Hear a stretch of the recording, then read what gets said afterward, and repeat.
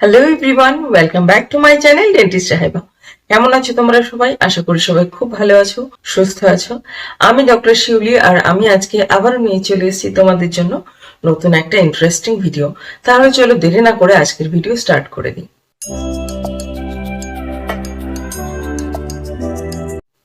আজকে আমি তোমাদের সাথে যে টপিকটা নিয়ে আলোচনা করব সেটা হলো দাঁত ঘষে যাওয়ার প্রবলেম। তোমরা এদিকে ছবি দেখতে পাবে। এইরকম প্রবলেম কিন্তু অনেকের হয়ে থাকে। আমাদের আউটডোরে কিন্তু প্রচুর প্রচুর পেশেন্ট আসে এইরকম সমস্যা নিয়ে। তো আজকে আমি এটাই আলোচনা করব, দাঁত ঘষে গেলে তার ফলে কি কি সমস্যা ফেস করতে হয় এবং তার ট্রিটমেন্ট কি কি রয়েছে, এবং প্রধানত এই দাঁত ঘষে যাওয়ার এই প্রবলেমগুলো কি কারণে হচ্ছে। তাহলে চলো আগে এই সমস্যাগুলো নিয়ে আমরা আগে একটু আলোচনা করে নিই। দাঁত ঘষে যাওয়ার এই সমস্যাটা কিন্তু প্রধানত 3 প্রকার হয়ে থাকে: অ্যাট্রিশন, অ্যাব্রেশন এবং ইরোশন। ঠিক আছে, আমি এদিকে পরপর তোমাদেরকে ছবি দেখাচ্ছি। প্রথমে উপরে যেটা রয়েছে সেটা দেখো, অ্যাট্রিশনের ছবি। তারপর যেটা রয়েছে সেটা হচ্ছে অ্যাব্রেশন, এবং শেষের নিচে যেটা রয়েছে সেটা হচ্ছে ইরোশনের ছবি। এবার চলো আমরা এগুলো সম্পর্কে একটুখানি বিস্তারিত আলোচনা করে নিই। ঠিক আছে, এই অ্যাট্রিশন জিনিসটা কি, অ্যাব্রেশনই বা কি, আর ইরোশন হলেই বা আমাদের কি কি প্রবলেম হয়। প্রথমেই চলে আসি অ্যাট্রিশনে। অ্যাট্রিশন বলতে কি বোঝানো হয়েছে সেটা আমি একটুখানি ক্লিয়ার কাট তোমাদেরকে বলে দিই। সেটা হলো দাঁতে দাঁত ঘষা খাওয়ার ফলে কিন্তু আমাদের দাঁতের ওপরের যে লেয়ারগুলো, এদিকে তোমরা ছবি দেখতে পাবে একটা, দাঁতের উপরের যে অংশ সেগুলো কিন্তু ক্রমাগত ঘষা খাওয়ার ফলে কিন্তু ক্ষয়প্রাপ্ত হয়ে যাচ্ছে। ঠিক আছে, সেগুলো ক্ষয় হয়ে যাচ্ছে, যার ফলে কিন্তু আমাদের দাঁতের যে সাইজটা, যে হাইটটা কিন্তু কমে ছোট হয়ে যাচ্ছে। এদিকে ছবিতে দেখো প্রত্যেকটা দাঁতের কিন্তু হাইট একদম ছোট হয়ে গেছে। দাঁতগুলো দেখে বোঝা যাচ্ছে কিন্তু একদম ছোট ছোট হয়ে গেছে। ঠিক আছে, ঘষা খেয়ে খেয়ে কিন্তু একদম ছোট হয়ে গেছে দাঁতগুলো। যাদের দাঁতে দাঁত ঘষার অভ্যাসটা থাকে তাদের ক্ষেত্রে কিন্তু এই সমস্যাটা ভীষণ ভাবেই দেখা যায়। ঠিক আছে, মধ্যবয়সীদের ক্ষেত্রে এই সমস্যাটা দেখা যায়, এবং বয়স্কদের ক্ষেত্রেও কিন্তু এই সমস্যাটা দেখা যায়। ওকে, তাহলে চলো এটা ট্রিটমেন্টটা কি আছে সেটা আমরা জেনে নিই। তবে এটা ট্রিটমেন্টের আগে সবার আগে জানা দরকার এটার প্রিভেনশনটা কি। প্রিভেনশন বলতে যাতে এই সমস্যাটা সামনের দিকে আর না এগোয়। ঠিক আছে, এই দাঁতে দাঁত ঘষার সমস্যাটাকে কিন্তু বলা হয়ে থাকে ব্রক্সিজম। ব্রক্সিজম জিনিসটা কখন হয়? রাতে ঘুমানোর টাইমে। রাতে ঘুমানোর টাইমে কিন্তু আমরা আমাদের অচেতন অবস্থাতেই কিন্তু ওটা দাঁতে দাঁত অনবরত ঘষা খেতে থাকে, এবং যার ফলে কিন্তু দাঁতের উপরে যে লেয়ারটা রয়েছে সেটা কিন্তু ক্ষয় হয়ে যায়, যার ফলে কি হচ্ছে আমাদের কিন্তু দাঁতের হাইটটা ছোট হয়ে যাচ্ছে। ব্রক্সিজম যাদের রয়েছে তাদের কিন্তু এই অভ্যাসটাকে চেঞ্জ করা কিন্তু অতটা সহজ নয়। তাহলে কি করতে হবে? আমাদের কিন্তু এই ব্রক্সিজমটাকে ঠেকানোর জন্য কিন্তু নাইট গার্ড ইউজ করতে হবে। নাইট গার্ড জিনিসটা কি আমি এদিকে ছবি দেখিয়ে দিচ্ছি। যখন যদি কারোর ব্রক্সিজম থেকে থাকে, অর্থাৎ দাঁত ঘষার এই প্রবলেমটা যদি কারোর থেকে থাকে, সে ডেন্টিস্টের কাছে ভিজিট করলে ডেন্টিস্ট তখন কিন্তু তাকে একটা নাইট গার্ড বানিয়ে দেবেন। নাইট গার্ডের ফলে কিন্তু আমাদের দাঁত ঘষা খেলেও কিন্তু কোনোরকম দাঁতের ক্ষয় হবে না। ঠিক আছে, এবার চলো এগিয়ে যাই নেক্সট পয়েন্টে। তবে নেক্সট পয়েন্টে জানার আগে তুমি যদি আমার চ্যানেলে নতুন হও তাহলে বলবো আমার চ্যানেলটাকে সাবস্ক্রাইব করে দিয়ে পাশে থাকা বেল নোটিফিকেশনটা ক্লিক করে দাও, যাতে মুখ এবং মুখগহ্বর সম্পর্কিত পরবর্তী যে ভিডিওগুলো আমার আসবে তার নোটিফিকেশন তোমার কাছে সবার আগে পৌঁছে যায়। নেক্সট পয়েন্টে নেক্সট যে প্রবলেমটা আমাদের হয় সেটা হলো অ্যাব্রেশন। অ্যাব্রেশন জিনিসটা কি? অ্যাব্রেশন কিন্তু আমাদের ভুলের জন্যই কিন্তু হয়ে থাকে। কি ভুলের জন্য? অনেকে কি করে, ভীষণ গায়ের জোরে কিন্তু ফোর্সফুলি ব্রাশ করে। ঠিক আছে, এবং অনেকক্ষণ ধরে ব্রাশ করতে থাকে, 5 মিনিট 10 মিনিট 20 মিনিট সে কিন্তু দিব্যি ব্রাশ করে যাচ্ছে, এবং এই অভ্যাসটা কিন্তু তার দীর্ঘদিনের একটা অভ্যাস হয়ে দাঁড়িয়েছে। এবং আরেকটা কি ভুল, তার কিন্তু ব্রাশ করার যে টেকনিকটা সেটা কিন্তু এরকম হরাইজন্টালি, অর্থাৎ এরকম আগুপিছু করে কিন্তু সে ব্রাশ করছে। ঠিক আছে, এই ভুলটার জন্য কিন্তু তখন আমাদের কি হয়, এদিকে ছবি দেখাচ্ছি আমি, দাঁতের ওপরের দিকে অর্থাৎ দাঁতের গোড়ার দিকের অংশে কিন্তু ব্রাশের ঘষা খেতে খেতে দীর্ঘদিন ধরে তখন কিন্তু দাঁতের ওপরে যে লেয়ারটা সেই লেয়ারটা একদম ক্ষয় হয়ে যায়।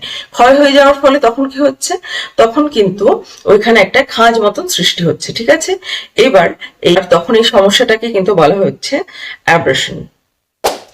অ্যাব্রেশন হলে কি কি সমস্যার সম্মুখীন হতে হয় সেটা চলো আমরা একটু জেনে নিই। অ্যাব্রেশন হলে প্রথমত এস্থেটিকের ওপর কিন্তু একটা এফেক্ট পড়ছে। কিরকম? যদি সামনের দাঁতের দিকে হয় সেক্ষেত্রে কিন্তু তখন দেখতে কিন্তু একটা বাজে লাগছে, ঠিক আছে? এটা একটা গেল। নাম্বার 2 তে কি রয়েছে? নাম্বার 2 তে রয়েছে টুথ সেন্সিটিভিটি হচ্ছে।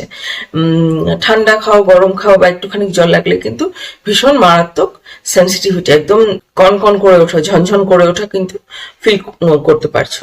আর তৃতীয় যে প্রবলেমটা সেটা হচ্ছে গিয়ে ব্যথা অনুভূত হওয়া, ঠিক আছে? আবার অনেকে আছে যাদের কিন্তু কোনো রকম কিচ্ছু ফিল হয় না। তাহলে চলো আমরা জেনে নিই যে ট্রিটমেন্ট গুলো কি কি আছে। প্রথমে বলি যাদের ব্যথা হয় না তাদের ক্ষেত্রে কি করা উচিত। যাদের ধরো শুধুমাত্র গর্ত হয়েছে, একটা খাঁজ হয়েছে, কিন্তু কোনো রকম কোনো ব্যথা সেন্সিটিভিটি কিচ্ছু হচ্ছে না, তাহলে তাদের ক্ষেত্রে কি করতে হবে? তাদের ক্ষেত্রে একজন ডেন্টিস্টের কাছে ভিজিট করে অবশ্যই কিন্তু ওই জায়গাটা কিন্তু ফিলিং করাতে হবে। ফিলিং এর মাধ্যমে কিন্তু ওই খাঁজ কাটা জায়গাটা অর্থাৎ গর্ত জায়গাটা কিন্তু ভরাট হয়ে যাবে এবং তাতে কি হবে, টুথের স্ট্রেংথ বাড়বে, টুথটা কিন্তু আরো বেশি মজবুত হবে এবং যার ফলে কিন্তু এস্থেটিক্যালি ওটা দেখতে সুন্দর লাগবে। তাছাড়া টুথ কিন্তু ফাংশনালি কিন্তু অ্যাক্টিভ হবে। চলে আসি তাহলে পরবর্তী পয়েন্টে। পরবর্তী পয়েন্ট অর্থাৎ যাদের সেন্সিটিভিটি হচ্ছে তাদের ক্ষেত্রে কি করা উচিত। তাদের ক্ষেত্রে প্রথমেই বলবো কোনো ডিসেন্সিটাইজিং টুথপেস্ট ইউজ করতে। বাজারে বিভিন্ন রকম ডিসেন্সিটাইজিং টুথপেস্ট পাওয়া যায়, সেগুলো কিন্তু ইউজ করা যেতে পারে। আর তাছাড়াও কিন্তু অবশ্যই কিন্তু ডেন্টিস্টের কাছে ভিজিট করে একটা ফিলিং করিয়ে নিতে হবে যাতে তার এই সেন্সিটিভিটির প্রবলেমটা ব্যথার দিকে না এগোয়, ঠিক আছে? তাহলে চলে আসছি পরবর্তী যে প্রবলেমটা, অর্থাৎ যাদের ক্ষেত্রে ব্যথা অনুভূত হচ্ছে তাদের ক্ষেত্রে কি করতে হবে। তাদের ক্ষেত্রে তখন কিন্তু ফিলিং এ কোনো রকম কোনো কাজ দেবে না, ঠিক আছে? তখন কিন্তু তাদের ক্ষেত্রে আরসিটির ট্রিটমেন্টে লাগবে, অর্থাৎ রুট ক্যানাল ট্রিটমেন্টে কিন্তু তাদেরকে যেতে হবে। এবং রুট ক্যানাল ট্রিটমেন্টের পরে কিন্তু তাকে অবশ্যই একটা ক্রাউন করিয়ে নিতে হবে, যার ফলে কিন্তু দাঁতটা ভাবে মজবুত হয়ে যাবে এবং পার্মানেন্টলি কিন্তু এই অ্যাব্রেশনের প্রবলেমটা থেকে সে মুক্তি পাবে। চলে আসি তাহলে একদম শেষ সমস্যায়। শেষ সমস্যা যেটা রয়েছে সেটা হচ্ছে ইরোশন। ইরোশনটা কি সেটা চলো আমরা একটু জেনে নিই। এটাও কিন্তু দাঁতের এক প্রকার ক্ষয় রোগ। এই ক্ষয় রোগটা কেন হচ্ছে আমি তোমাদেরকে জানিয়ে দিই। সেটা হলো অ্যাসিড বা কেমিক্যালের জন্য। অ্যাসিড বা কেমিক্যাল কি করে আমাদের দাঁতে আসবে বলছি। কেউ কেউ কিন্তু সফট ড্রিঙ্ক খেতে ভীষণ ভালোবাসে, ঠিক আছে? আবার অনেকের কিন্তু টক জাতীয় খাবারের প্রতি প্রচন্ড দুর্বলতা, যার ফলে কি হয়, তারা যখন এই খাবারগুলোকে বা এই পানীয়গুলোকে বেশি পরিমাণে ইনটেক করে তখন কিন্তু ফুড প্রোডাক্টে থাকা অ্যাসিড বা কেমিক্যালের জন্য কিন্তু আমাদের দাঁতের ওপরে যে লেয়ারটা রয়েছে সেটা কিন্তু ক্ষয় হতে শুরু করে দেয়, ঠিক আছে? যার ফলে তখন কি হয়, এইদিকে ছবি দেখাচ্ছি আমি, দাঁতের ওপরের যে লেয়ার গুলো সেই লেয়ার গুলো কিন্তু দেখতে অনেকটা এরকম হয়ে যায় এবং ওটাকেই তখন বলা হয়ে থাকে কিন্তু ইরোশন।